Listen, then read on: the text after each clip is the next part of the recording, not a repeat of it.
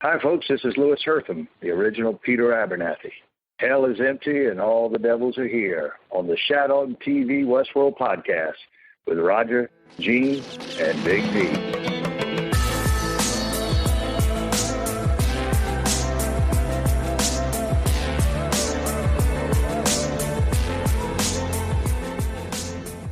Welcome back to Shat On TV Westworld Edition, the podcast, the unofficial podcast companion piece for the hit HBO television series Westworld. I am one of your two hosts today. Alongside me is my partner, Big D, Dick Ebert. Glad to be here. Gene is our other typical co-host. Gene is flying back from St. Louis today. He's wandered a little bit. He's off track. We don't know where he is. We're going to have to go down to the old GPS units and track him, but he'll be back for the big cast tomorrow. This is the episode. This is the Instacast episode where we do a quick review on what we just saw. We've only seen the episode one time.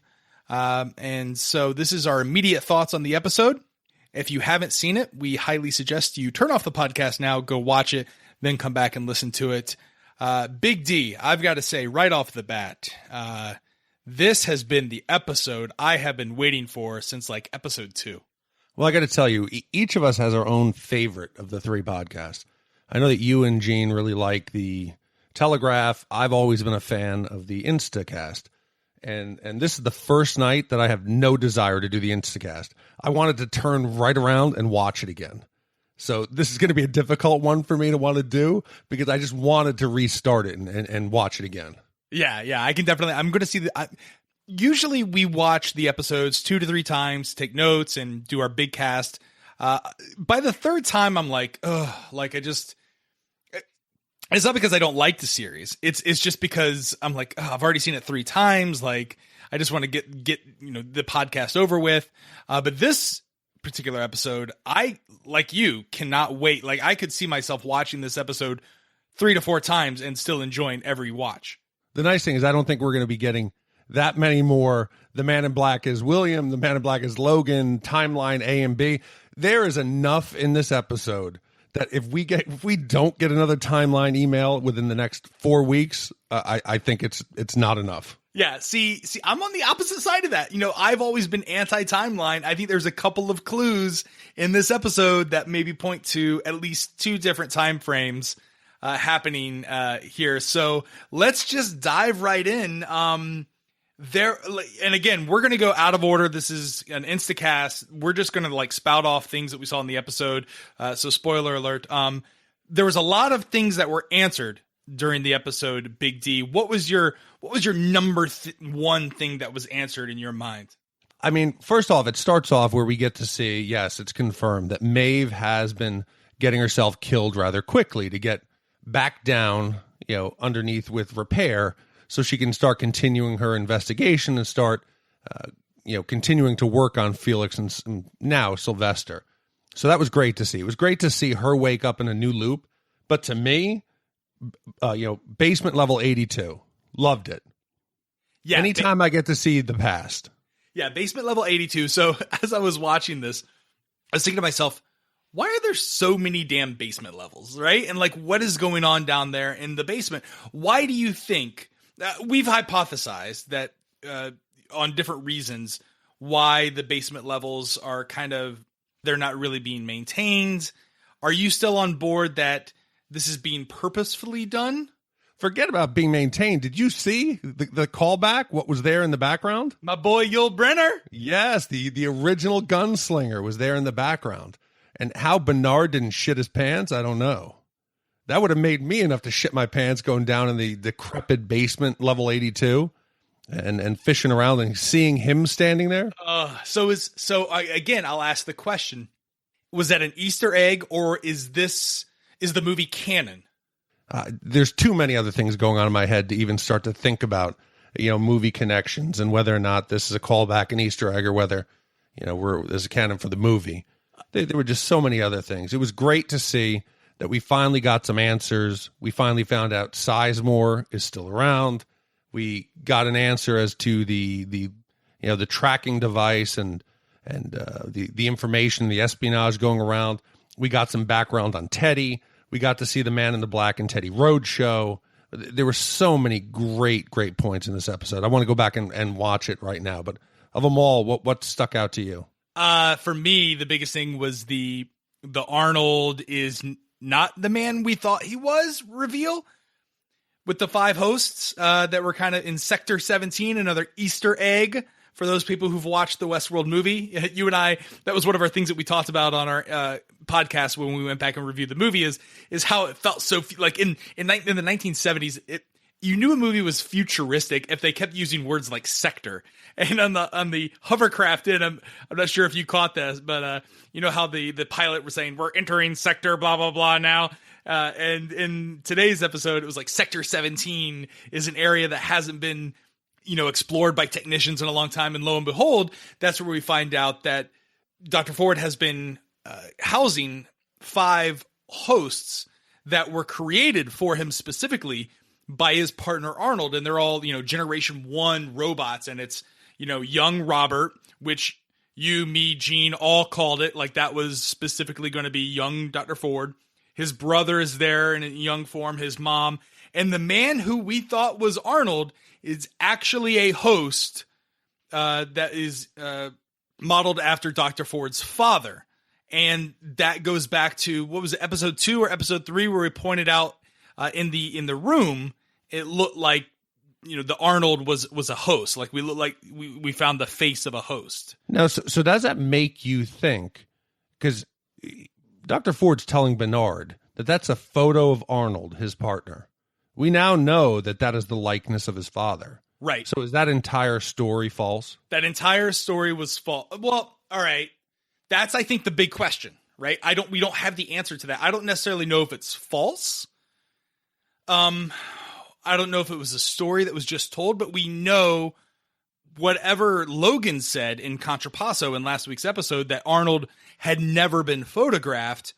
That's true, right? We don't know what Arnold looks like. And I think this leads credence to, and we got tons of tweets already about it, is the Dr. Ford is Arnold, Arnold is Dr. Ford theory, right? What I like to see is Dr. Ford's coming unraveled in the entire episode. You can see he's no longer in the position of power where he feels stable. He's uneasy, whether it's Bernard coming out and finding out his little secret and walking into his unregistered host haven, the little, field house, or whether it's when young Robert decides to kill the dog and then lie to Dr. Ford. He's off kilter right now. You can see that he's not prepared for what's happening. Yeah. So if Dr. Ford is, my only problem with the Dr. Ford is Arnold theory is we see Elsie also do some exploration and find out that Teresa is the one that's behind the uploading of information, via laser guided GPS units. But there's also someone else that's been down there tinkering with the, what was it called? The bicameral, the transmission, like but the machine was actually called something. It was like the bicameral theory machine or whatever. They keep throwing out names for the machines. I was like, oh, Gene's going to love this one. But they discovered that someone else has been tinkering with the hosts and tinkering with their, specifically, I think, older generation hosts, right? Yeah, the early generation hosts were the only ones that had that communicator embedded in them. Correct. And the espionage explained that we can hear Teresa having a conference call, and it's so quick you can't tell is it Mandarin or is it Japanese. Well, I think it's Chinese. On the subtitles, it said Chinese. I most assume likely it's it's Mandarin. Chinese. Okay. Yeah, so we can hear that she's definitely working with an outside company. So the espionage, even though I didn't want to believe it, it definitely seems like it's going on. And we get a lot of other great backstory about Teddy. And like the Man in Black says, man, Teddy, you got some vinegar in you now. And he says basically that you don't know me. So whether this is all Ford's new narrative or, but it was when, Dr. Ford reset Teddy, but he's a whole new man. He's out there. He's got the old, Civil War Gatling gun going. Yeah, what did you call it? The Man in Black and Teddy Roadshow? Yeah, that was the Man in Black and Teddy Roadshow. Yeah, okay, so let me ask you a couple questions. So I tweeted this, and I wanted to get your reaction on it. This is the first time that we actually see the Man in Black lose. right? This is the first time that we don't see the Man in Black just be a badass and shoot everyone down. Like he gets held down and then punched in the face and then knocked out, pretty quickly. I thought to myself, and I tweeted this, oh, man, I thought the Man in Black was tougher than this. I think, I would think we've seen him in other situations with many more hosts that have, gotten into a shootout with him and not held their own. What did you think of that? I mean, are we allowed to believe that the Man in Black isn't as badass as we've been led to believe? Well, I think this is the first time we see him actually trying to protect someone else. Whereas normally he's out just going wild and he's reckless and he's just shooting because he knows he's safe. This entire time he's worried about Teddy. He's trying to protect Teddy from getting killed because he needs him. So whenever you're in that mode of protecting another person, you put yourself second. So I don't think it was a question of him being weak. He had ulterior motives that were actually, you're taking away from him just being his normal badass self. Yeah, that's why you always travel alone if you're going to be a gunslinger. So the whole Teddy and Man in Black story, where they're on the road to Wyatt, we see a flashback of Teddy in the shootout, like with Wyatt in a town, and they seem to be both slaughtering people. So is that supposed to symbolize that Wyatt and Teddy are actual partners, and they're not? It's not Teddy versus Wyatt. It's actually Teddy and Wyatt together. Well, it seems clear that they were on the same page there. That, like, when they're confronted by one of their fellow soldiers, that Teddy was an active participant in the slaughter that went on. They must have had either a falling out or something's happened, because Wyatt definitely tied him to a tree and left him out there after he encountered the horn or whatever that dragon noise or that grizzly bear was when he ran into Wyatt's bank. The bone tomahawk sound. That's what it is. Yeah. Yeah. So I raised this question when we first heard about the Wyatt narrative from Dr. Ford. I made the prediction that it would basically mirror Dr. Ford's relationship with Arnold. And it seems more and more that's coming true. That, here you have Wyatt and Teddy working together, and then, Wyatt kind of turns on his buddy Teddy and kind of goes off and does his own thing and, thinks he's all that. First of all, I guess the question is, do you believe that to be true? And if so, is Dr. Ford Teddy or is Dr. Ford Wyatt? I don't even know. I can't get into those. There's so much other meat here that I'm focused on that I'm having trouble with. The only point I really want to bring up from that entire Teddy part, because I really think we should focus the most on Maeve and Sylvester and what's going on down below. I had said a crazy theory last week about a host revolution, that they're trying to rebel, right? I think I got some ammo here with the Maze brand. That is definitely not part of a narrative. There is no reason which they would be branding Teddy as a member or branding him with this maze without it being almost like you're trying to mark him as a member of the rebellion. If you brand Teddy, I don't know how they're going to fix him. If you do kill him and he goes down below to get repaired, how do you repair him if you've marked him permanently? Or is that an attempt to mark that host as easily always to be defined? So that's a good question, and I don't know the answer to that, and I'm going to have to go back and watch it. But as Man in Black is riding in with Teddy, and he kind of uncovers the whole story about the maze, right? How it's an old native tale about how the man is kind of was constantly searching to find himself, and then when he did, he kind of put up all these walls, right, that no one else could get in. That's again, I'm paraphrasing, but that's my understanding of the story, correct? Yeah, it's that he said a man is a sum of his life experiences. So why then would hosts of a narrative brand someone like the soldiers were apparently out looking for Wyatt too, right? Or are those soldiers trying to protect Arnold? I think they were trying to contain Wyatt. That Wyatt was nearby. We heard Stubbs mention that they were going to shut down Pariah because it was at capacity. It seems here like the soldiers were trying to contain him. Maybe they'd been going after him in the past, but Right now, they're just trying to lick their wound and get their wounded healed. But the whole brand thing makes me think it is not narrative. Because once you brand Teddy, we haven't seen them repair, a large wound of that size. And I think it would make it real difficult for the techs. Because once you brand him, next day he wakes up, he can't be branded if it hasn't happened to him yet. Right. It'd be cost prohibitive and just, pain in the ass. So you're saying any host that travels in this area, the other hosts protecting it are supposed to brand it with the maze so the techs can see that we need to decommission this host or something like that? That could very well be it. Or it's a way for them to identify if one of those hosts is recycled into circulation. If that's the case, why haven't we seen any hosts down in cold storage in any of those screenshots with brands on them as well? Well, it could be something that's going on now, or we haven't seen what they're doing with a lot of them. Well, Gene has always been the proponent of the man in black is kind of conspicuously covered. We don't see much of his skin. We don't see his hands. We usually see his neck is covered by his scarf or his tie. And here, even though he goes through a uniform change or a costume change, he is still covered up. What are they hiding under there? So you think they're hiding a maze scar? Could be. There's been people online who've postulized that it could be that he was burned, at some point. But it would be kind of ironic if they were to open up that chest and we saw a brand.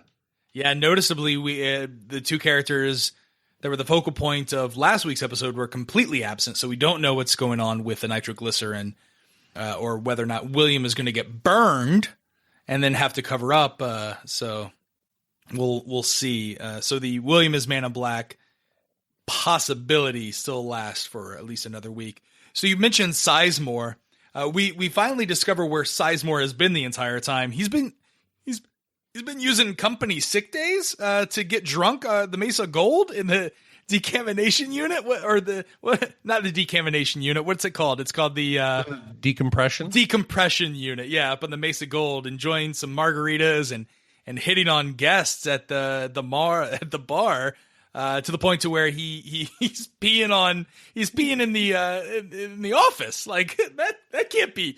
There's still going to be some sort of HR in Delos, right? God, that's going to be a rough day. We've all had those days where we wake up and you wonder what the hell happened. That one's going to be a rough one. Why did I pee in the office in front of my boss? Why did I pee off the second deck in front of my boss and in front of the corporate representative who's just been flown in to assess the entire project? So one of the predictions that came true, Big D, is the corporate representative. There were many theories. People had said, okay, is it the Man in Black? Is it Logan? That's the company representative that's in the park that Dr. Ford was talking about with Teresa. It turns out that it's a brand new character that we were introduced to. It's the woman that Seis Moore is hitting on at the Margarita Bar up at Mesa Gold. You called it here first, I think, 3 episodes ago? I called it with somebody, hopefully, that we hadn't seen. But I'm glad it was another, cast member, a character we hadn't seen. But what a dumbass. Seis Moore, besides getting drunk on margaritas, he starts spilling the beans, talking about problems with corporate and about the way they're mismanaging the park. And he does absolutely everything you could do to commit career suicide. Typical Seis Moore. Have you ever done that? Have you ever been someone who you didn't know worked for the company and then say something like listen, I haven't necessarily been in that moment where it's been someone to my direct supervisor or something but I have been talking to a girl and on a date or something like that and gone off on something political and been I can't believe those fucking blah blah blah, and she's like, well, I'm a blah blah blah, and I'm like, fuck me, see you later. Big gulps, huh? Well, see you later. No, I did once have a company conference call where a high-ranking officer in the company had asked a question, and someone who was on the call, you could hear in the background just go, fucking typical. Didn't realize they weren't muted. So there was an entire, investigation, everyone trying to, figure out who it was. Nobody would come clean. So it was never a face-to-face or anything I had done, thankfully. Did you all have to do push-ups? Oh, no. This was not in the Army. It's not the Army? Okay. No, but I think it's safe to say Sizemore's career is done. You think? Because they don't come right out and say you're fired after watching him pee on the hologram. I think it's understood. You think so? Yes. When you pee on like a major, you can't come and just like piss on the centerpiece on the conference table in your company office. What if Sizemore is so good at his job, like in terms of like his skill level, like the amount of hours we learned that it takes to log those narratives is quite daunting. And you got to imagine Sizemore's good at it. He may not be, fantastic. He may not be on the same level as Dr. Ford, but I mean, how many people out there have that same level of skill as Sizemore? I don't know. It seems as if we haven't seen the last of this character, in my opinion. I'm putting my money on the table here. I think he's just going to get a write-up, maybe something on his permanent record, but we'll see him in future episodes. Yeah, I think we got to go to the meat of the episode, though. Yeah, okay, all right. I mean, we could even spend a whole 30 minutes talking about the Scooby-Doo with Elsie going out in the dark with the flashlight and, looking for the man in the mask and that whole thing. It's a future flashlight because it has not one, but 3 lenses. It does. It does. So, yeah, no, listen, it's not like we put out 3, episodes a week or anything like that. So dive where you want to dive, Big D. I think it's great that we see that Maeve is really digging in and she's uncovering a lot of the questions that we've had. And I think she's raising questions to both Sylvester and to Felix that we now know she's been doing this multiple times. She's getting herself killed.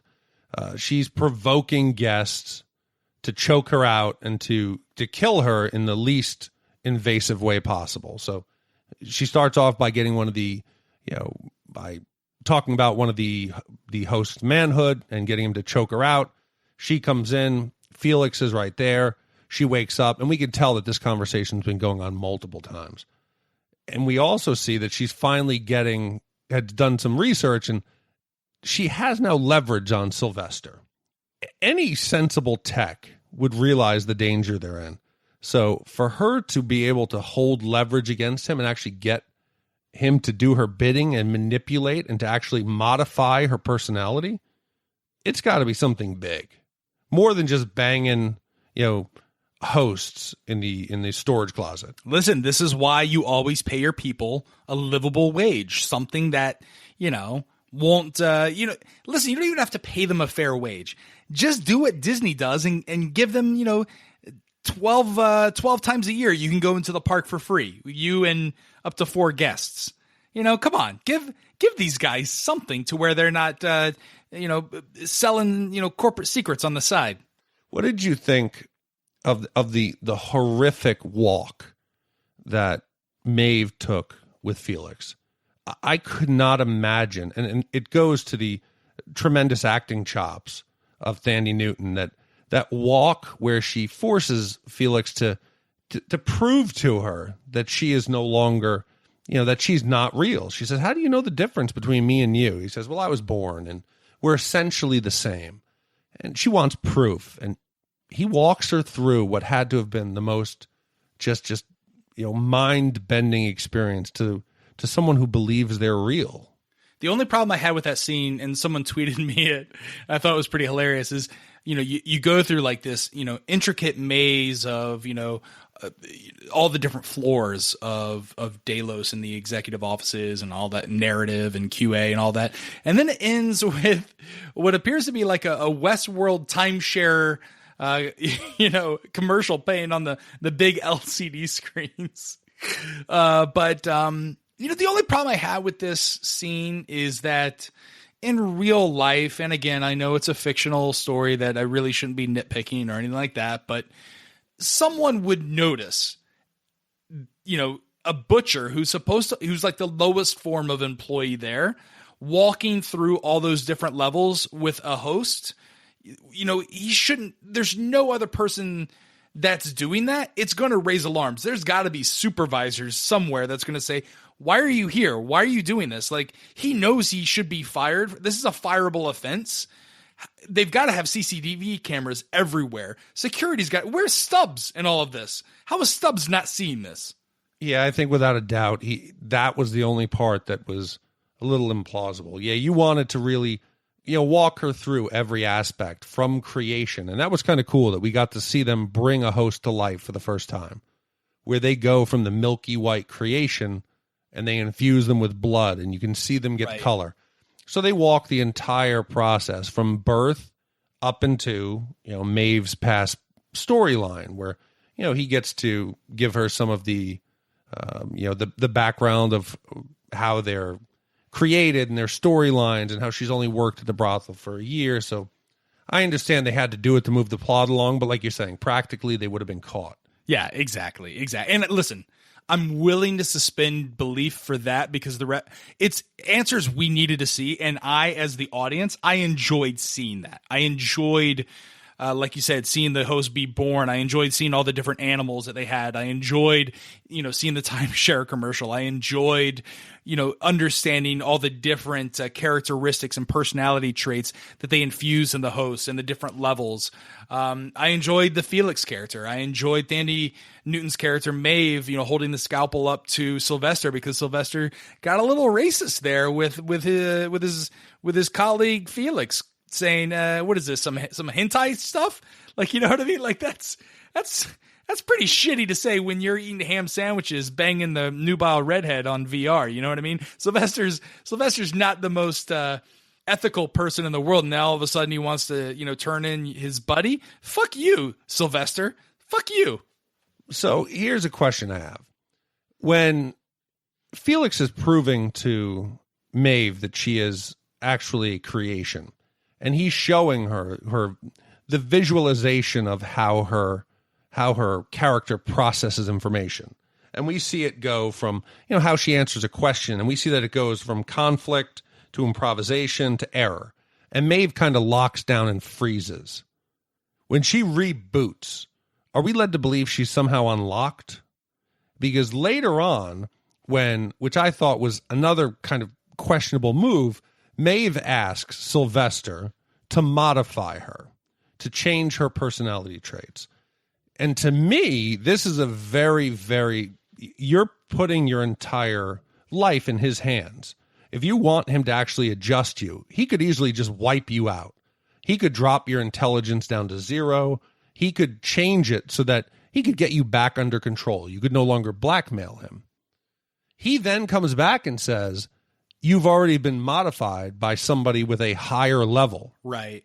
Did she do it to herself? No, she didn't do it to herself. I think we're led to believe that that's probably Arnold. I kind of took it as that she had already modified herself and she gave it to him as a test to see if he was going to actually do what he said, or if he would attempt to wipe her out or change her or harm her. Then she knew whether or not he was somebody who could be trusted. That's an interesting point. I'm going to have to go back and watch the scene. My impression of it was, though, that she's an older host. She's been around for a while, and she's, part of that group that Arnold has been tinkering with. So a little Occam's razor situation for me. God, I want to wrap this up, and I'm going to go back and watch this. Yeah, I can't wait. All right, so anything else big? Listen, there's so much to talk about. I can't wait to go back and watch it, take notes this time. I can't wait to hear Gene's, whole take on it. So unless there's anything else. Oh, one thing I did want to say, a big shout out to our boy, Lewis Hertham, for doing the intro for us. Yeah, I thought it was excellent. He's a good guy. He's been a friend of the show, and it was nice that he went above and beyond and helped us out there. Yeah. So thanks so much, Lewis. Also, we have designed 2 different versions of Westworld shirts. You're going to be hearing more about our contest that we're going to be having. I think we'll put some more information out on our social media and Facebook pages and our website. So make sure you're following us. Our website is shatontv.com. On our Twitter and Instagram is @ShatOnTV. And you can find us on Facebook. Just search for Shat On TV Westworld. Make sure you download, subscribe. We're everywhere fine podcasts can be found, including iTunes, SoundCloud, Stitcher, Overcast, Google Play, everywhere.